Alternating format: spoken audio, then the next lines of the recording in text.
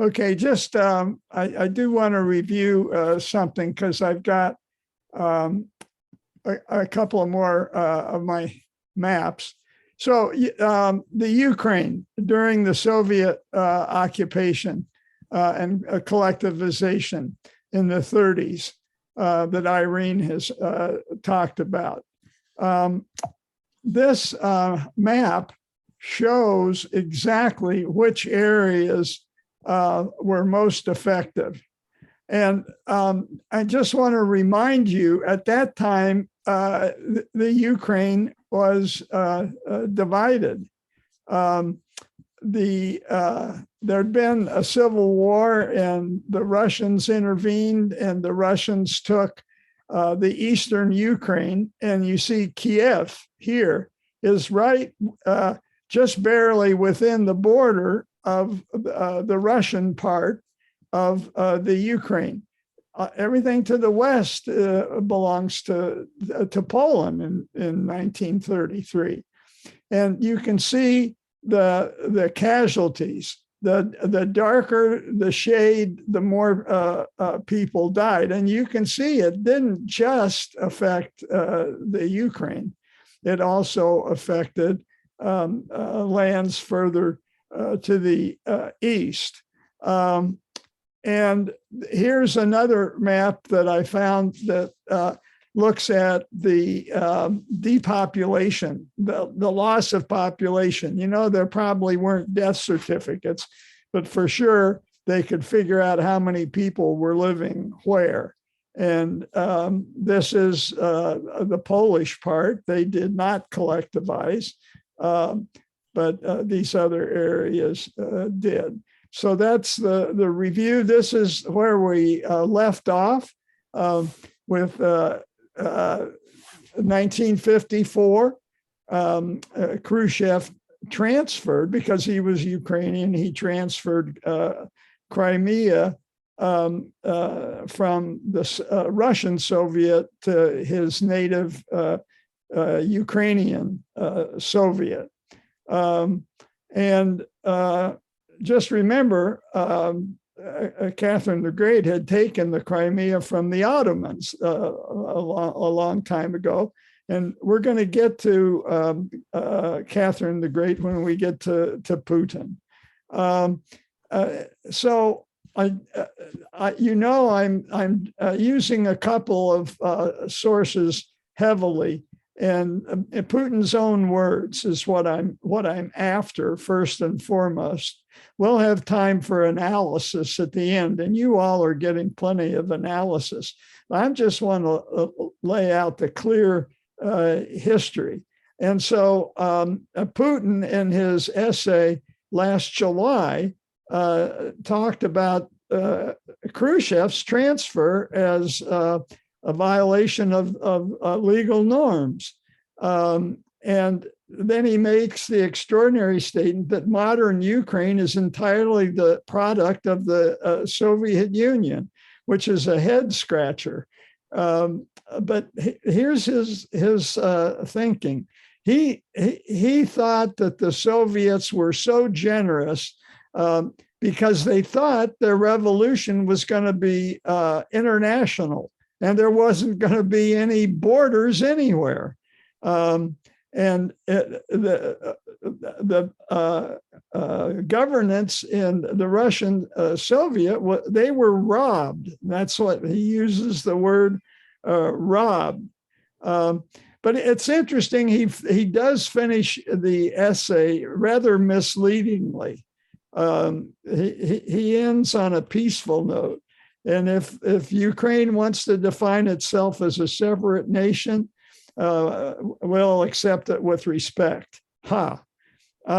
So just to build on that theme, he was just talking about 1954. That's where we ended. I just want to go back a little bit in the history just to flesh out what his position was.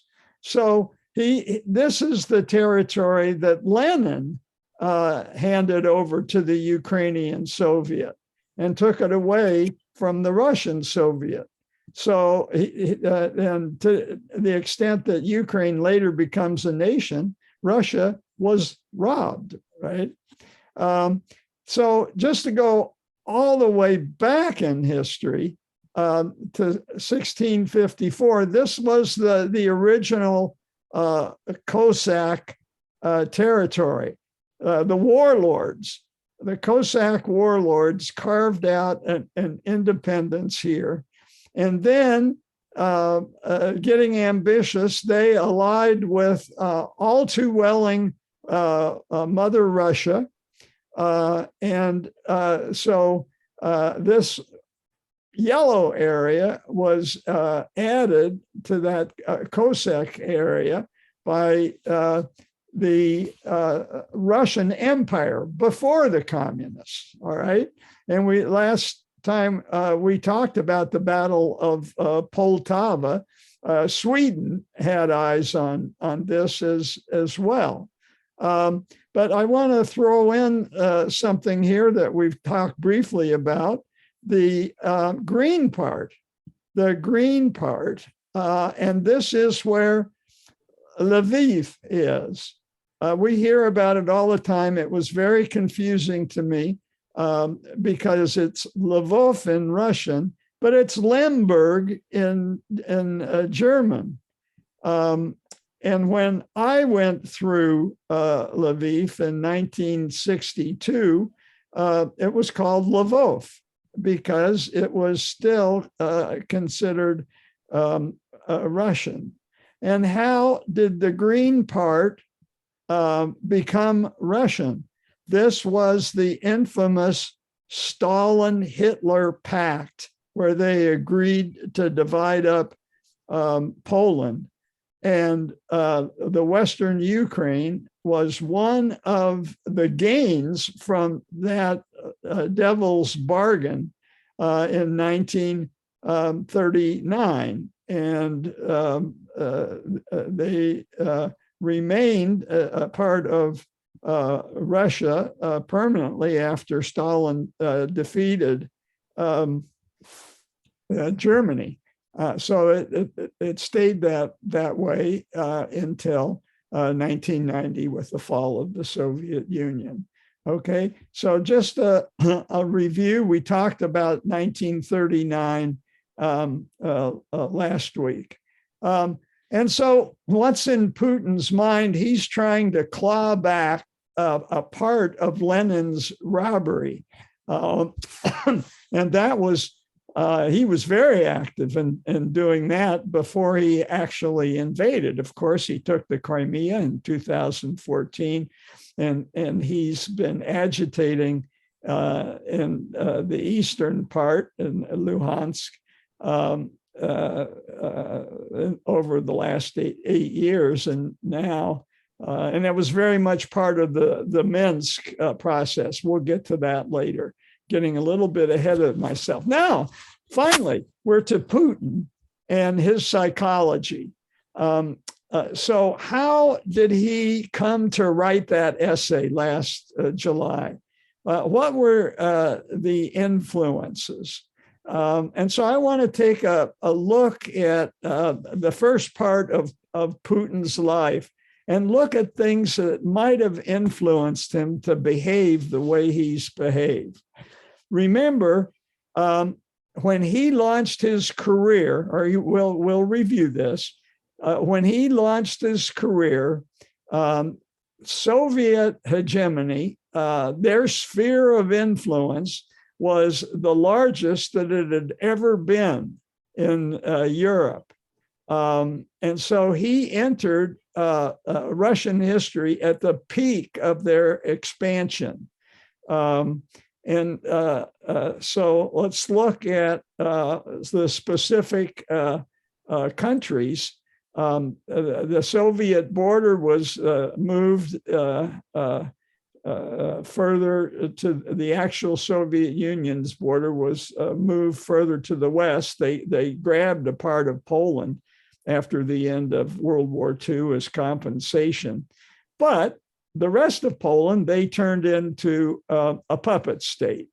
And of course, here's East Germany. This is going to be what we're going to talk about a lot today, and how the fate of East Germany affected Putin's own personal life and motivation.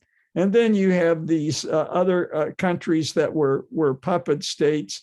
Yugoslavia was more independent, and Albania joined the Chinese communists after 1960. So very, very unusual. And they had a very unusual president. Ramsey took us there, and we did a deep dive into Albanian history. Very strange. So where's Putin in 1989 when the Berlin Wall falls? He had joined the KGB in 1980, when he would have been 28, and he was posted to East Berlin in 1985, but soon went to Dresden for these historic years with the fall of the Berlin Wall. So that's the relevant part, and how he fits into history and what. But I want to look at earlier influence as well. I'm always interested in how great people grew up, using great in terms of powerful people, how he grew up the first 33 years of his life. So I've found an excellent book. It was actually recommended by Susan Glazer. Carol and I talked about her, and Fiona Hill and other people who have known Putin pretty well. And she recommended this book that I'm going to draw on heavily today. She says it's unusually frank. And it was published, and it ends in 2000. This is a work that Putin cooperated in, and it was published in 2000, just as he was taking control of Russia. So it doesn't go after 2000. I'll be relying on other sources, but I want to look at this book that Susan Glazer recommended on the first 48 years of his life. And here's his mother. The name of the book is Putin First Person. And guess how many times he mentions the Ukraine? This is a book that's written in 1948 that has all his personal feelings. He's pretty honest. He's just assuming major power. He mentions the Ukraine once because he went skiing there once. So 10 years before Putin was born in 1952, his mother almost died in the siege of Leningrad. What's the siege of Leningrad? The Nazis came and surrounded the city completely and blockaded it. And for 872 days, a huge loss of life. One of the most destructive sieges in history. And many say this is an example of genocide, a systemic starvation, and the intentional destruction of a city and their civilian population. Very topical right now. So Putin's mother almost died in a situation like that. What role does that a memory of his mother play? I don't know. We can speculate at the end when we gather all our facts. By the way, there's a very interesting book on the siege of Leningrad, written by Benioff. And it's a result of conversations that David Benioff had with his father, who was also a survivor of the siege. They're Jewish. And he had long walks with his grandfather. If I said father, I was wrong, with his grandfather. And Benioff is a pretty well-known author. He did Game of Thrones. And he's talking to his grandfather, and the grandfather does an interesting reversal. He says, well, look, you're a writer, you're an author of novels. You don't want to just give a history. So why don't you and I on these walks develop a novel? And I'll provide the background and the facts. And that's what they did. In The City of Thieves was published about 10 years ago. And it starts in January 1962 as the Nazis surround the city. So what does Putin say about his mother during the siege? She was on the verge of starvation. She once fainted from hunger, and people thought she had died. In all the chaos, medical evaluation was shabby. And she was placed, even though she'd just fainted, and laid out with corpses. And his mother luckily woke up and started moaning, and she lived. And she made it through the entire blockade. This is 10 years before Putin is born. And that's a hell of a story to have in the family tree. Putin lost any siblings, any chance of siblings, when his mother's first two children died. And so she finally had Putin when she was 41, who was the family's only child. And that was in 1952. This is according to a third person, and I should explain this book. There are a ton of interviews with Putin and his close family, but there are a ton of interviews with other close friends of the family. And so some of the quotes are not from Putin directly. They're from his family or close friends. So I won't take time to explain each quote, but that's the background. So her first child died during the war within a few months. A lot of stress, probably food deprived. The second brother, by that time, they were trying to at least get the kids to survive by putting them in children's homes and feeding them. And in a communal situation like that, he developed diphtheria and died.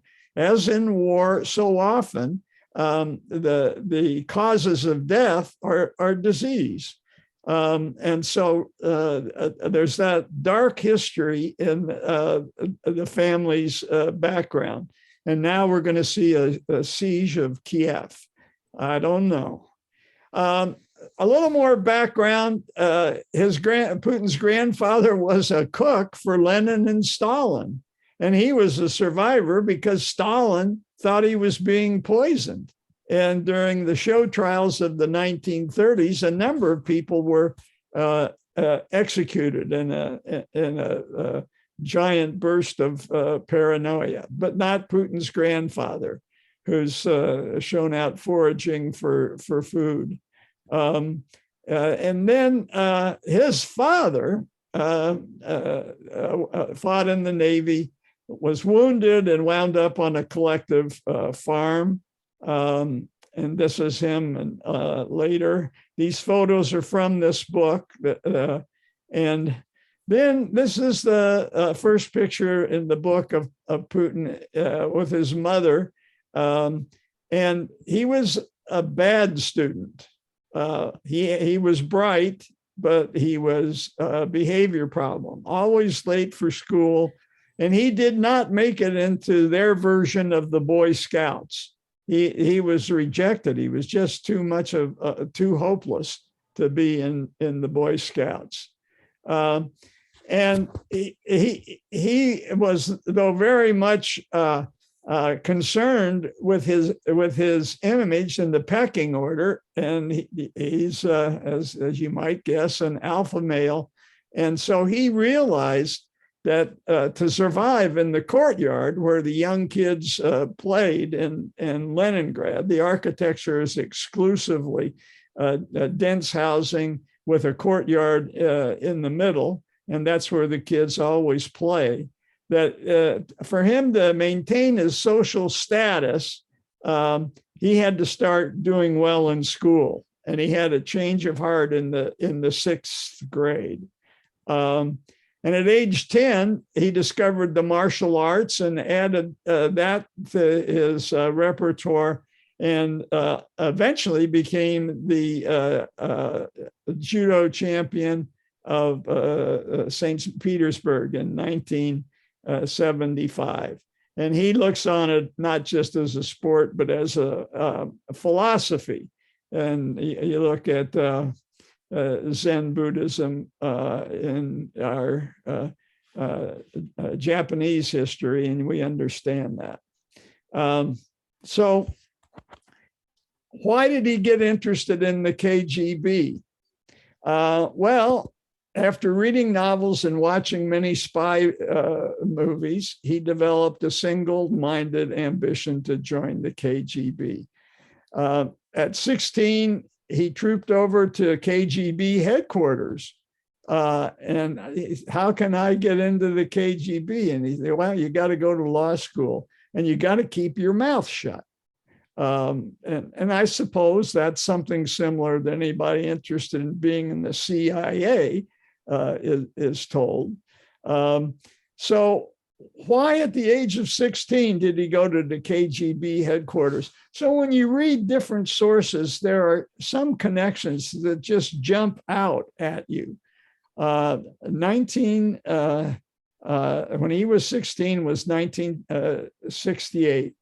And this big movie comes out, The Shield and the Sword. And so I think we're in Brezhnev's Russia, Soviet Union at the time. And what is The Shield and Sword about? It was based on a best-selling book. And it's set as Nazi Germany at the height of its military power has just split Poland with the Soviet Union, and everybody in the Soviet Union is correctly getting very nervous about the hostile intent from Germany. So a KGB operative named Lyubshin is the Russian spy, but he knows how to speak German. So he infiltrates behind the lines under the alias of a Volksdeutsche. That's basically a German expat who comes and lives in another country. They were spread all throughout Eastern Europe, famously in Czechoslovakia, where Hitler had a complaint, in the Sudetenland. But remember also the story about how Catherine the Great recruited German farmers to come to farm the breadbasket in the Soviet Union. I'm sorry, in Russia at that time. So they were Volksdeutsche, just German folk that live in another country. So he pretended, even though he's Russian, he pretended he was a Volksdeutsche, and that's how he knew German. And he infiltrates the SS and starts climbing the ladder of the Abwehr. And this city of thieves parallels this novel. So if you want to experience the novel in English written by a guy who wrote King of Crown, what is it? Throne of. Yeah. Oh, what I'm lost. Game of Yeah, thank you. Game of Thrones. Read City of Thieves. It's remarkable, the parallel. And of course, he finds sympathetic Germans to help find local resistance movements. And when he goes to Germany later on, he's posted to Germany, he imagines, oh, I'm going to be working with Germans who are sympathetic with the Soviet communist ideology. So there's a lot of parallels. And I've already covered that. So the KGB capitalized on this novel and reversed the shield and the sword in the title and made it the secret history of the KGB, building off the success of this novel with its fictional hero. Now, here's 3 photos of me, that's Putin. These are photos he provided to the authors of this book. And then at the age of 33, he's going to leave for Germany in 1985. This is the time of Gorbachev and Perestroika. People don't realize how that's going to affect the Soviet Union. But his career in KGB is doomed. And a few words on his personal life and influences. She was an airline stewardess from Kaliningrad, his wife, and they were married finally after 3.5-year courtship. She wasn't sure what her status was. He kept her in the dark about his real feelings and intention. And when the day he proposed, she thought he was actually going to break up with her. But there she is. They're married just a couple of years before he goes to Germany, and she goes with him. And they take with them a kid. I'll get to that. In the meantime, what's he doing with the KGB? He's meeting fellow spies who, after the fall of the Soviet Union, switch over. The KGB becomes the FSB. And this is a guy he knew from KGB days who went on to become a prominent member of the FSB in St. Petersburg. And when I get the acquaintances like this, the later story becomes so imperative to tell that I interrupt the flow for one of my tangents. And this is a tangent that I'm going to take based on his friendship with a KGB fellow member in St. Petersburg in the early 1980s before he goes to Germany. And there's a name for these kinds of friendships.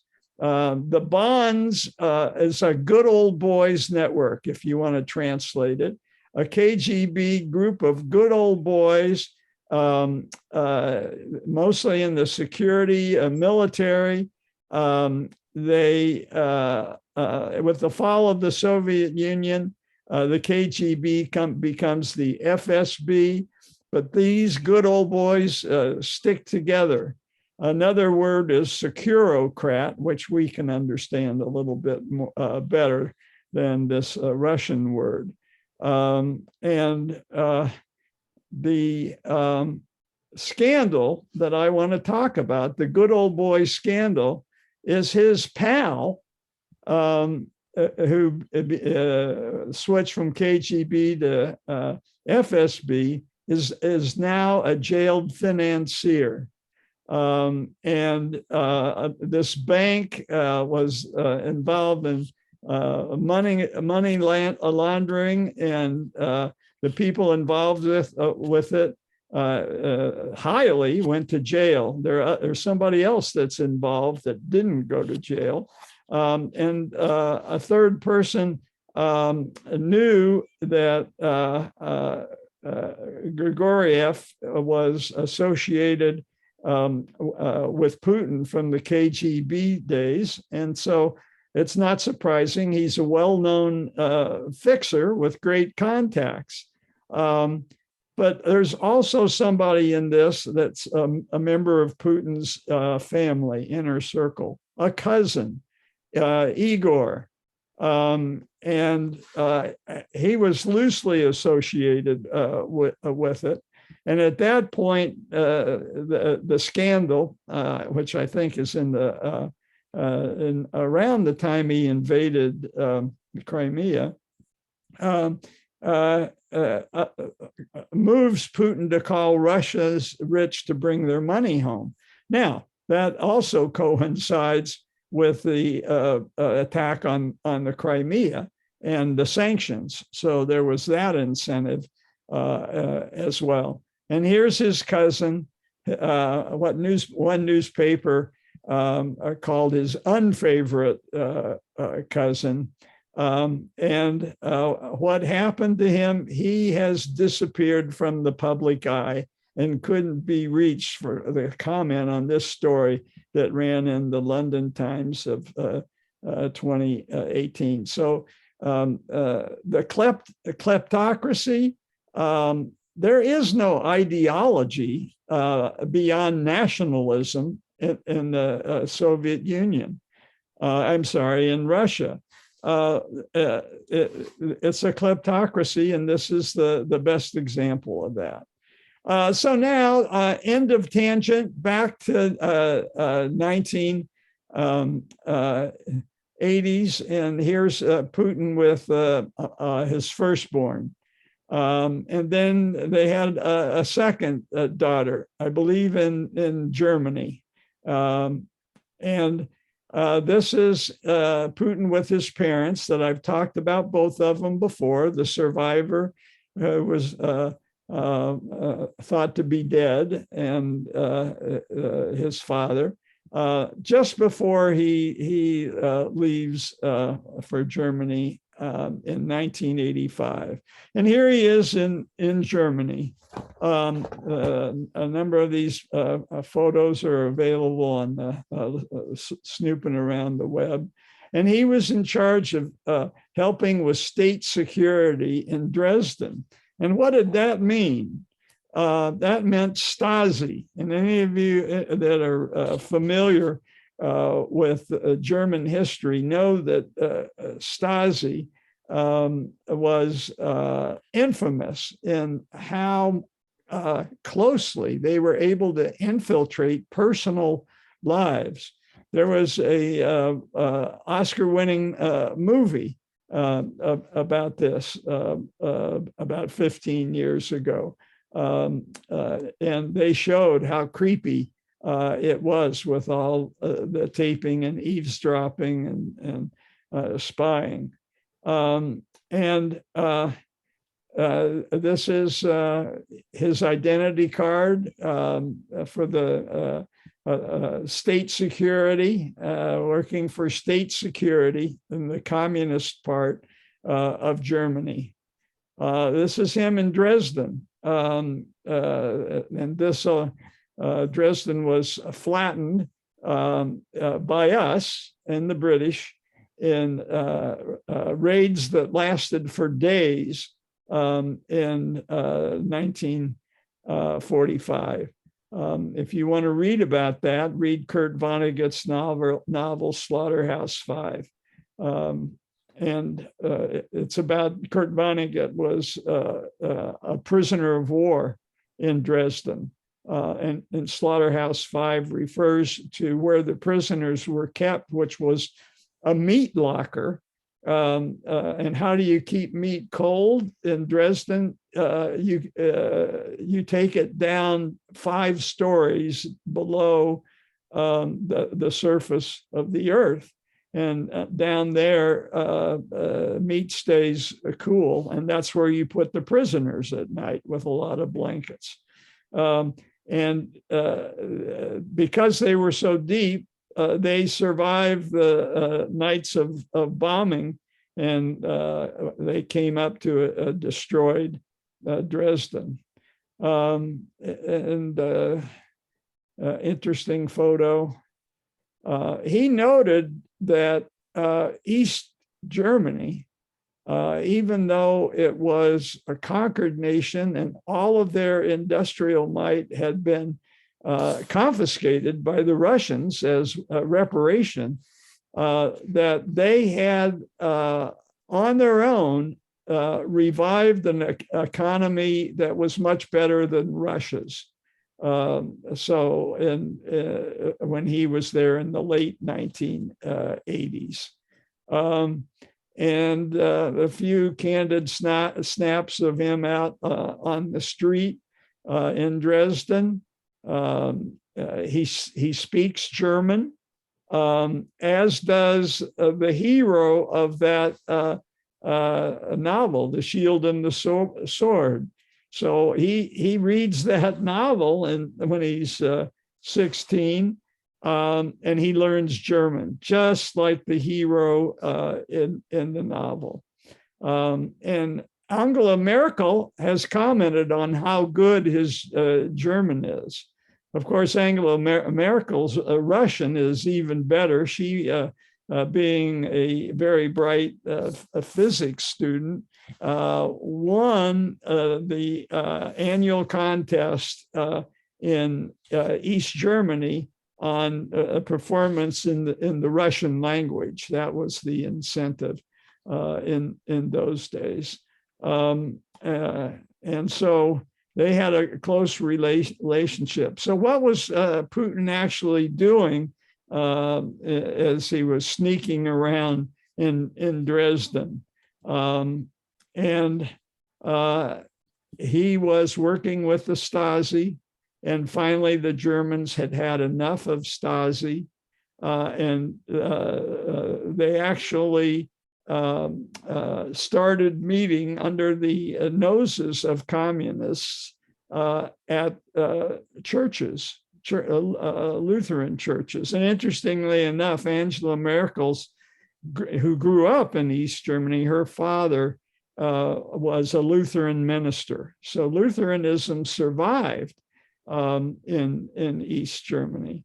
And so they were able to organize, and we know that history.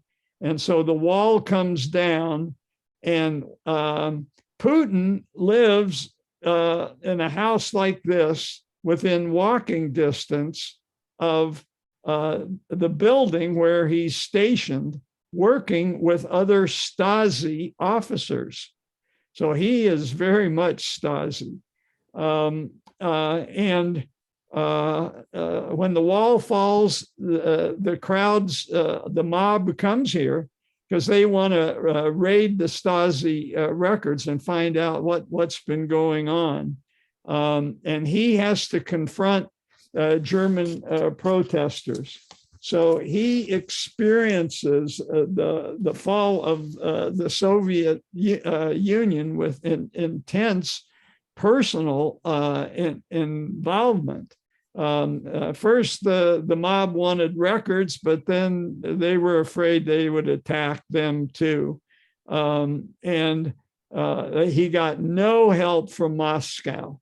He never forgets that, how he was left on his own to defend that building. And this is from the book, this conversation.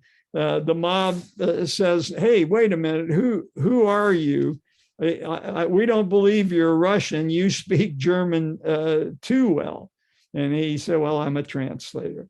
And he kept calling for orders on what to do in the face of the mob. And we can't do anything without orders from Moscow, and Moscow was silent.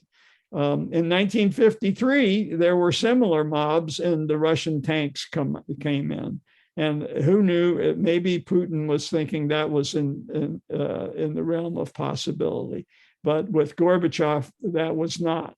And finally, some backup security people came and helped them out. His wife, Ludmila, had very close German friends who were true believing communists. And she talks about how devastated they were, because their whole existence just disappeared. And they were all now in the reform East Germany without jobs, anything to do. And so this very much influences Putin's thinking. And when he sees these color revolutions, like in Georgia, for instance, he probably remembers what the revolution that affected him at the beginning of his career is like, and what it means for Russians. And he's asked in the book, and by the way, the authors often query him with a very aggressive questioning, as you'll see later on. So it's not a puff piece at all. And he said, "Did you suffer when the Berlin Wall fell?" And 10 years later, he says, "Well, I think it was inevitable that communism was built on a house of cards without any support from a free market." And that his only regret is that the Soviet Union had lost its position in Europe. So what does he think the Soviet Union deserves? He believes that all great powers should have a sphere of influence, and that the Russian Empire certainly had it. We saw how they went down and subdued the steppes, and when the Russian communists took over, those steppe lands all became Soviets, like the Russian Soviet and the Ukrainian Soviet. And they had a sphere of influence, and when they defeated Germany, and you could say that the number one power that made sure that Germany was defeated was Russia. We were kind of latecomers, being preoccupied in Asia. When that happened, their sphere of influence was at the peak, as shown on that map that I used to lead off this discussion. And Russia had to retreat. So he gets questioned by the authors of the book: were you a Stalinist? And he points out that Khrushchev had backed off from Stalinism and the harshly totalitarian Stalin 30 years later, when Khrushchev took power. One of the first things he did was denounce Stalin. But he was worried that East Germany was so Stalinist, and they had been in such a pickle for so long that any sudden change was going to be explosive. But he thought you put up that wall, you tear families apart, and it's inevitable. There is a recent New York Times bestseller out called Tunnel 29.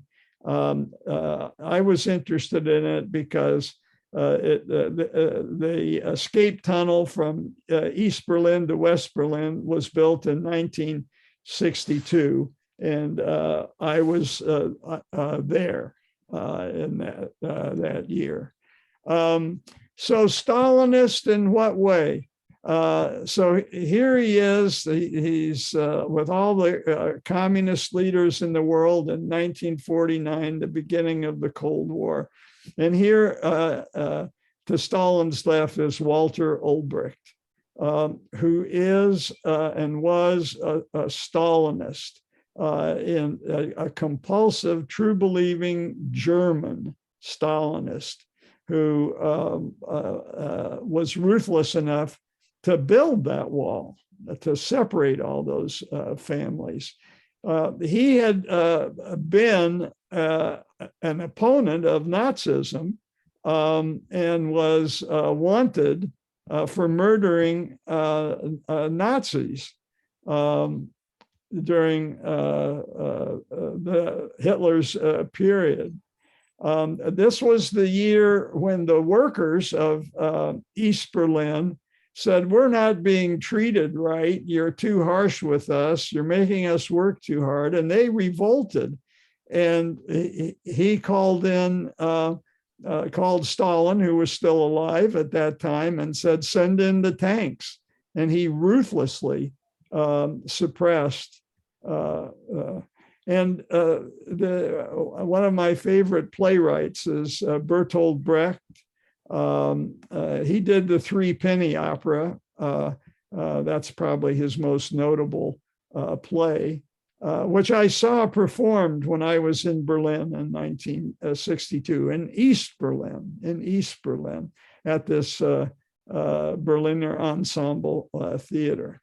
And he had stayed, he was a lefty, and he had stayed to try to make East Germany into a communist reality. And he ironically said at this time, it would be easy for the government to dissolve the people and elect another people. That was his enigmatic statement. He managed to protest and stay out of jail with his wit. So what happens to Putin when all the Russian operatives have to leave? He goes back to St. Petersburg. I've got a lot to say about his years in St. Petersburg, but I want to skip ahead to one episode when he meets Henry Kissinger. So back in St. Petersburg, Putin is in charge of helping the city rebuild, and he's influential enough at that point. Now I'll explain how he gets influential next week. He is influential enough that he picks up Henry Kissinger at the airport, who has been hired as a consultant to say, how can we rebuild St. Petersburg in the Western mold? And his evolution to doing that is interesting, and we'll cover that next week. And Kissinger asks him about his background. He thinks Kissinger's over the hill at first, that he's nodding off, but he's actually quite sharp and hears everything. And so Kissinger starts drilling him on his personal history, and he tells Hitler where Kissinger, where he'd worked before and what he was doing. And Kissinger said, all decent people get their start in intelligence. I did too. Kissinger, I'm going to summarize what Kissinger's position is today on the Ukrainian crisis and what he thinks an off-ramp might be, if not next week, the week after. And his position then in his conversation with Putin is he thought the Soviet Union backed out too quickly. And he very much believes in the balance of world power. And we know from his involvement with Pinochet that has a very dark side. And he criticized Gorbachev for moving the Soviet Union out of East Berlin too quickly and causing the chaos. And and I'm sure to this day, he's sure Kissinger was right, and that the Soviets should not have retreated so quickly. So this is a good place to stop. When we start again next week, this is the room where it happens. And there are 4 statues that Fiona Hill, who's met with Putin in this room, talks about, and we'll talk about that. Fiona Hill's observation on these 4 Russian emperors. But I'm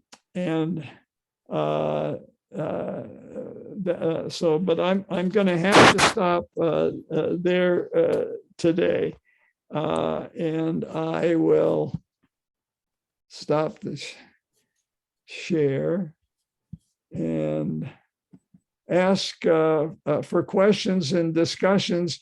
I know we need to spend some time talking about the present situation, but I'm just trying to understand the mind of the guy that's driving this whole thing. And that's where we are.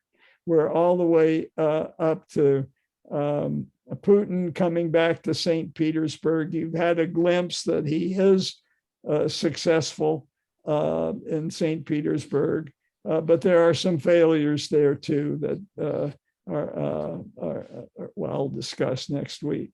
Okay, so questions. Are we going to have class next week? We're going to be in Hawaii. Well, I'm taking this computer with me. So I'm planning on it. If something comes up, we have people in our group that attend from all kinds of interesting places, so I should be able to lead from an interesting place. I've done the work, so you're not going to see me researching. Okay, we all heard that. Oh, I was wondering, Johnny, what is Putin's ethnic background? He's ethnic Russian. From up in the north around the Baltic, St. Petersburg. That's where his parents met. How his grandfather got to work for Stalin.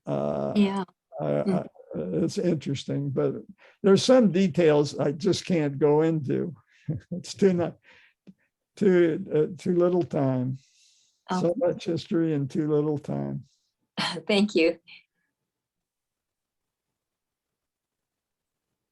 It's an interesting question because investigating who are the current leaders in the Soviet Union, Russia, it's not like they're all Russian. The Soviet Union, when it existed, was multi-ethnic, and some of those people are still influential. And the chief of defense is a Tuvan, and Putin made the, if you don't know anything about tuba, just think of throat singers. So this is their unique talent. They figured out how to sing with two voices.